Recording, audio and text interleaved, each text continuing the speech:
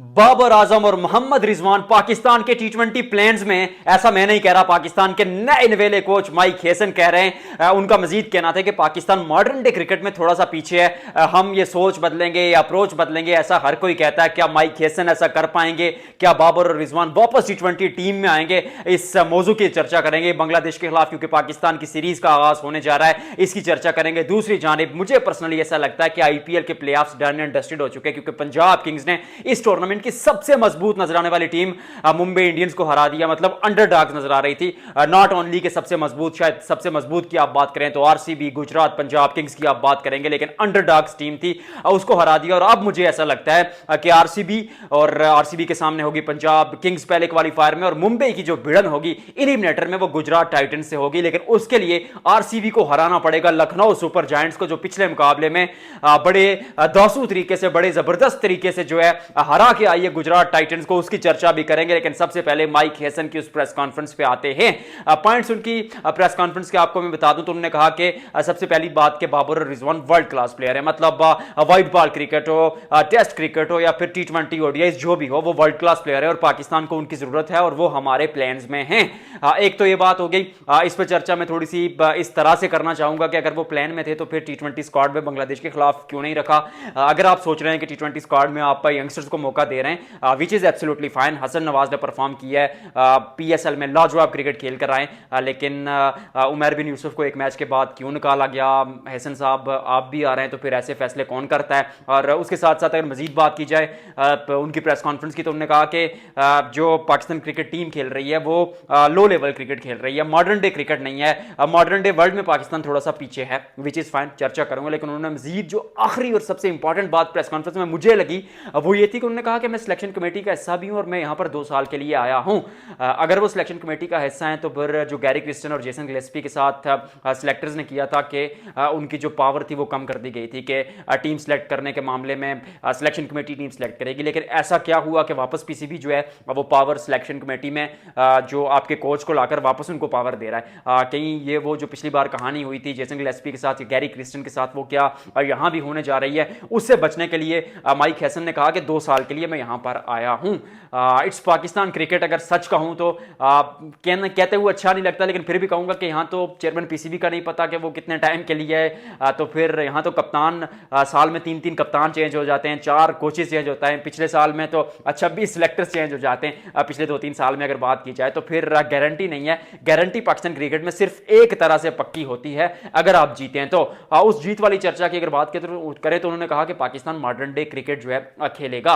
अब modern day cricket के लिए जो बड़े सवालात आपके माइंड में ये आते हैं कि आते ही आप अटैक करेंगे, उसके लिए आपके पास हारिस मौजूद है। शाहीन, माफ कीजिएगा, शाहीन शाह अफरीदी का नाम इसलिए आ रहा है क्योंकि उनके बारे में आज की वीडियो में एक बड़ी खबर है, पूरी वीडियो देखिएगा। तो फिर हारिस रऊफ मौजूद है, साइम अयूब मौजूद है, फखर जमान मौजूद है, हसन नवाज मौजूद है, इवन सलमान अली आगा भी मौजूद हैं। तो इन सबके खेलने का अंदाज वही धांसू किस्म की बल्लेबाजी करेंगे, शुरू पर आते ही तेज खेलने की कोशिश करेंगे, जो गेंद उनकी तरफ आएगी अटैक करेंगे। अब अगर बांग्लादेश के खिलाफ आप ये अप्रोच रखते हैं और इसमें कामयाब हो जाते हैं तो फिर तो शायद आप इसी सोच के साथ आगे चले। लेकिन अगर बांग्लादेश के खिलाफ ये अप्रोच फेल हो जाती है, जैसे न्यूजीलैंड के खिलाफ आप करने की कोशिश कर रहे थे लेकिन वहां पर नहीं हुआ था, तो फिर उस सिनेरियो में बाबर और रिजवान की टीम में जगह बनती है। बट अगर आपने हसन साहब, आपसे मुखातिब हूं, लेकिन मैं आपसे ये बात कहना चाह रहा हूं कि अगर आप कह रहे हैं कि हम अटैकिंग क्रिकेट खेलेंगे और अपोजिशन पर सिर्फ अटैक करेंगे और मॉडर्न डे क्रिकेट में हम पाकिस्तान को ऊपर लेकर जाएंगे, तो फिर क्या बाबर और रिजवान जब दोनों टीम में इकट्ठे खेलेंगे तो इज इट पॉसिबल कि शुरू पर उसी तरह से स्टार्ट लिया जाए? It will be tough for, मुझे पर्सनली ऐसा लगता है कि बाबर और रिजवान से दोनों में से एक खिलाड़ी टीम में होना चाहिए। जो लोग मुझे रेगुलर देखते हैं उन्हें पता है कि क्योंकि मैं एक बात करता हूं कि साइम अयूब हूं, मोहम्मद हारिस हूं, फ़खर जमान हूं, हसन नवाज हूं, इनके खेलने का तरीका अलग है। वो अटैकिंग अप्रोच के साथ, उस सोच के साथ, उस इंटेंट के साथ आते हैं। और समटाइम्स आप अगर अच्छा करें तो आप शायद 10 ओवर्स में 100 बोर्ड पर लगा दें, लेकिन समटाइम्स ऐसा होता है कि 6 ओवर्स में आपकी 2 से 3 विकेट्स गिर जाती है, तो वहां पर बाबर या रिजवान किसी एक की आपको जरूरत पड़ेगी। लेकिन दोनों के होते हुए शायद आप जो है उस तरह से क्रिकेट खेल ना पाएं। बांग्लादेश के खिलाफ सीरीज सीरीज स्टार्ट होने लगी है। आई होप कि पाकिस्तान अच्छा करेगा और जो ये सीरीज करीब आएगी, टीमों की ताकत, टीमों की कमजोरी, प्लेइंग 11 सबसे पहले डॉक्टर स्पोर्ट्स पर आपको मिलती रहती है। अभी हम बात करेंगे आईपीएल के प्लेऑफ्स की। आईपीएल के प्लेऑफ्स की अगर चर्चा की जाए तो वहां पर बड़ी दिलचस्प सूरत हाल थी कि मुंबई चाह रहा था कि सारी टॉप 3 टीमें अपने मैचेस हारें, और ऐसा हुआ भी, लेकिन मुंबई भी अपना मुकाबला हार गया। यानी पिछले 5-6 दिनों में जो टीमें मजबूत नजर आ रही थी वो टीमें मुकाबला हारती हुई नजर आ रही हैं। और अब आईपीएल के आखिरी ग्रुप स्टेज के दिन आज ये फैसला होगा कि लखनऊ सुपर जायंट्स और आरसीबी का जो मुकाबला होगा उसमें से अगर आरसीबी वो मुकाबला जीत जाती है तो फिर पंजाब किंग्स और आरसीबी का सामना होगा क्वालीफायर 1 में, और अगर आरसीबी हार जाती है तो फिर गुजरात टाइटंस और पंजाब किंग्स क्वालीफायर में टकराएंगे और मुंबई और आरसीबी की भिड़न होगी। इस पर चर्चा करने से पहले मैं मुकाबले की चर्चा एक्चुअल में करना चाहता हूं जो कि लखनऊ और आरसीबी के बीच है। थोड़ा सा मैंने होमवर्क किया इसलिए मोबाइल निकाला, तो उस पर बात करेंगे। सबसे पहले आरसीबी की ताकत की बात की जाए तो समस्या और दिक्कत यह है कि आपके पास आप नंबर 3 पर किसको खिलाएं, क्योंकि देवदत्त पाडिक्कल की अगर बात की जाए तो वो ये पोजीशन ठीक ठाक संभाले हुए थे, बट जब वो इंजर्ड हुए तो फिर आप रजत पाटीदार को खिलाएं। मयंक अग्रवाल तो अभी अभी उन्होंने स्क्वाड ज्वाइन किया, शायद मतलब प्रोफेशनल क्रिकेटर है। आई नो कि आईपीएल जब आप खेलते हैं तो आप इन चीज़ों को शायद उतनी खातिर में नहीं लाते, लेकिन प्लेयर की एक मेंटल हेल्थ होती है, एक स्टेबिलिटी होती है, और एक मेंटली वो जो रेडी नहीं होता जिस चीज़ के लिए, वो चीज़ अचानक सामने आ जाए तो मे भी आप शायद वैसा डिलीवर कर ना पाएँ। और दूसरी जानिब अगर दूसरी समस्या की आरसीबी की बात की जाए तो जोश हेजलवुड, अगर आप क्या कहते हैं जोश हेजलवुड के बारे में अगर आपको मैं बताऊं तो उन्होंने गेंदबाजी तो शुरू कर दी है, बट क्या वो 100% उसी तरह से गेंदबाजी करेंगे, क्या वो उसी रफ्तार से उसी सीम और स्विंग के साथ गेंदबाजी करेंगे, ये भी तो एक सवाल है। और वहां पर जो इशू रहने वाला है कि अगर लुंगीसानी एनगीडी आपके पास मौजूद नहीं है तो जोश हेजलवुड को आप स्ट्रेट अवे लेके आ जाएंगे। प्ले ऑफ में आपने क्वालिफाई कर लिया है, शायद आरसीबी सोचे कि ये मुकाबला भी उनको बिठा दे, लेकिन as of now he is available, वो खेलने के लिए तो दस्तयाब है, बट किस तरह का परफॉर्म करेंगे इंजरी के बाद वापस आते हुए वी शैल फाइंड आउट। ताकत की आरसीबी की बात करें तो उनकी ताकत उनकी बल्लेबाजी है। विराट कोहली शुरू पर 500 550 के करीब रन बना चुके हैं, फिल सॉल्ट 170 के स्ट्राइक रेट से खेल रहे हैं, दोनों की जोड़ी बड़ी लाजवाब है। शुरू पर तो काम कर देते, पावर प्ले में 60-70 रन जोड़ देते हैं। एक एंड पे विराट द किंग कोहली की क्लास होती है, दूसरी तरफ देखा जाए तो फिल सॉल्ट विस्फोटक अंदाज में बल्लेबाजी करते हैं। फिर नंबर 3 पर पहले देवदत्त पाडिक्कल थे, लेकिन अब रजत पाटीदार पहले 4-5 मैचेस में तो बहुत डिलीवर किया, पिछले 3-4 मैचेस में परफॉर्मेंस नीचे आई है, but he is the captain और आई होप कि वो परफॉर्म करेंगे, क्योंकि पूरे सीजन के शुरू से टीम के साथ है, टीम के कप्तान हैं, और मुझे ऐसा लगता है कि नंबर 3 पर शुरू पर अगर अच्छा स्टार्ट मिलता है तो वो कैरी करेंगे। उसके बाद टिम डेविड की इंजरी का जो इशू था वो काफी हद तक हल होता हुआ नजर आ चुका है, तो वो भी वहां पर मौजूद हैं। उसके अलावा अगर बात की जाए तो फिर जितेश शर्मा भी वहां पर मौजूद है, और कृणाल पांड्या भी बल्लेबाजी कर देते हैं, तो कहीं ना कहीं बल्लेबाजी इस तरह की जरूर है कि आपको 210-20 तक पहुंचा देगी।